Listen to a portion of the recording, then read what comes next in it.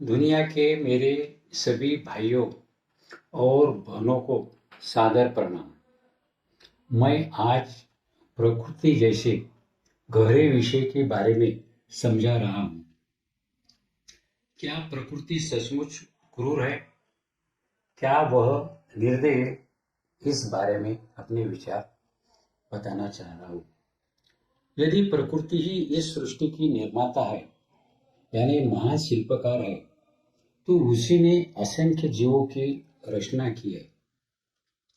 उसी ने उन्हें अलग अलग शरीर, रूप, अलग अलग स्वभाव, विचार और बुद्धि, दया, करुणा और निर्दयता जैसे सभी गुण प्रदान किए।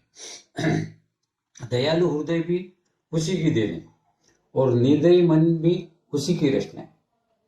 करुणा और हिंसा, प्रेम और भय, अच्छा और बुरा, हर वस्तु पर सीमा तय करने वाला भी वही है।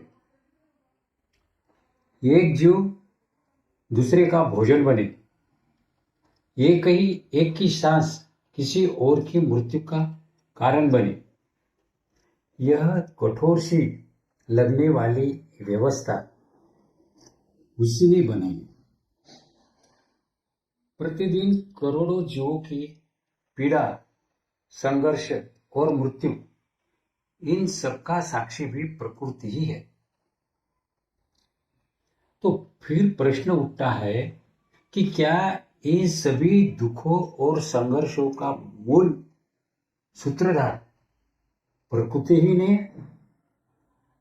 लेकिन विडंबना देखिए कि हम मनुष्य एक दूसरे को दोष देते रहते हैं, आपस में संघर्ष करते हैं और जान माल की हानि भी स्वयं उठाते हैं और खुद को दोषी समझते हैं।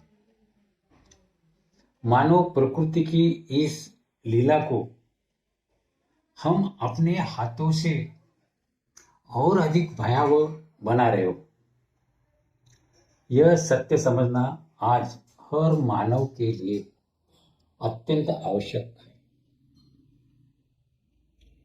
इसी प्रकार पशु, पक्षी, कीट, पतंगों का जीवन कितना अस्थिर है, क्योंकि कौन खुद किसका शिकार बन जाएगा यह उन्हें स्वयं भी ज्ञात नहीं होता। इसलिए कहा गया है कि जीव करे जीव की न्याहारी। आज मनुष्य भी पशु, पक्षी, कीट, पतंगे, यहाँ तक कि बिल्ली जैसे जीवों को अपना आहार बना रहा है। शायद इसी कारण उनका जीवन और अधिक अस्थिर, भयभीत और दुखद होता है।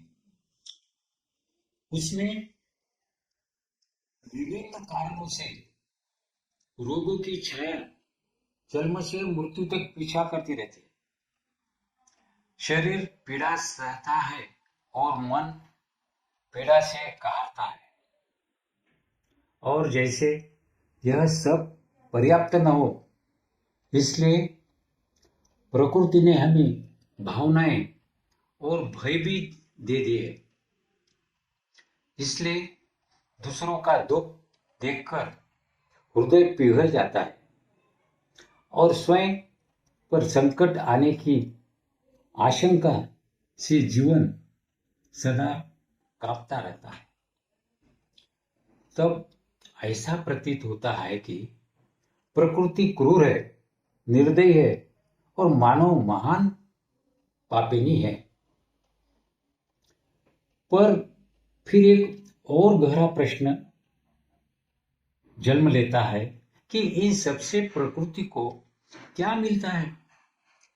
जीवों को दुख, भय और असुरक्षा देने में उसे कौन सा आनंद प्राप्त होता है? शायद आज भी मानव प्रकृति के रहस्य को पूरी तरह समझ नहीं पाया है। क्योंकि आज मानव स्वयं जीवों का अध्ययन कर रहा है,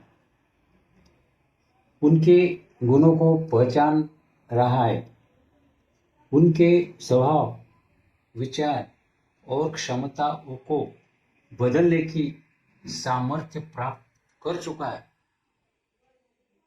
वह आयु बढ़ा सकता है, शक्ति और फुर्ती विकसित कर सकता है, क्रूरता को शांत कर अहिंसा और शांति की ओर ले जा सकता है, रोगों पर विजय पाकर शरीर को निरोगी बना सकता है, सूर्य की ऊर्जा को आत्मसात कर जीवन को अधिक सुखी, समृद्ध और संतुलित बना सकता है। यह सब अब कल्पना नहीं बल्कि सिद्ध वास्तविकता है।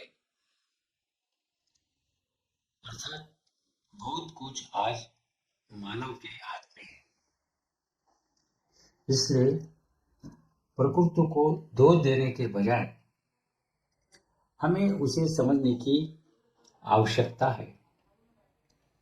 उसके द्वारा रचे गए प्रत्येक जीव का अध्ययन करना होगा, उनके रहस्यों को जानना होगा, अच्छे गुणों को अपनाना होगा और विनाशकारी प्रवृत्तियों को विवेकपूर्वक नियंत्रित करना होगा, ताकि कोई भी जीव किसी का शत्रु न बने और प्रकृति का यह दुखमय नाटक एक दिन करुणा, संतुलन और आनंदमय गीत में परिवर्तित हो। मैं आशा करता हूं कि हर मनुष्य इसे सुने, समझे और इस गहरी वास्तविकता को स्वीकार करे।